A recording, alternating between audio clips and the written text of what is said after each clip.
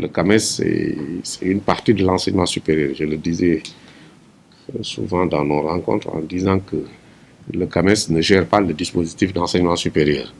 Le CAMES gère la carrière des enseignants. C'est fondamental. Et dans nos pays, nos préoccupations, c'est la construction des infrastructures. Pour construire un bon dispositif, il faudra qu'on multiplie par 3 nos infrastructures en les modernisant.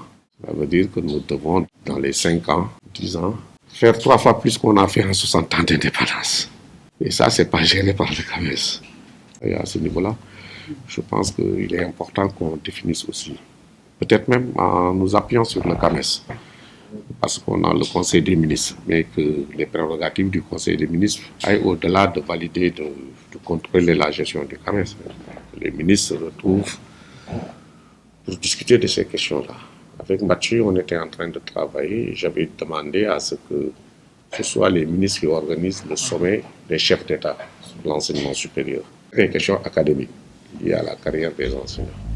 Peut-être aussi la réflexion devrait être poussée. Est-ce que si on a un bon instrument, est-ce qu'il ne faudra pas élargir les compétences du CAMES en dotant le Conseil des ministres de nouvelles prérogatives, peut-être même en mettant à côté des structures académiques, des structures qui réfléchissent de façon stratégique sur les politiques d'enseignement supérieur en Afrique. Il y a beaucoup d'étudiants qui viennent, mais dans le cadre de la coopération.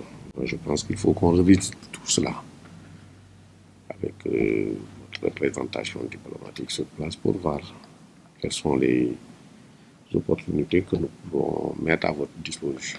Et échanger et trouver des quotas. Nous sommes tout à fait disponibles. Nous sommes en train de faire quelques réformes sur les grandes classes préparatoires. Et à ce niveau, nous voulons nous appuyer aussi sur toutes les écoles d'ingénieurs qui se trouvent dans l'espace francophone africain. Il faudra qu'on essaie de voir quelles sont les écoles d'ingénieurs, les grandes écoles que vous avez chez vous, qu'on puisse y envoyer des Sénégalais, nous aussi, qu'on puisse accueillir des étudiants acadiens dans nos classes préparatoires qu'on va démarrer l'année prochaine, en septembre. Dans le domaine du numérique, nous nous sommes dotés d'un supercalculateur. Nous faisons partie des pays qui ont ces instruments dans le monde. Et c'est des instruments qui sont à la disposition de l'Afrique.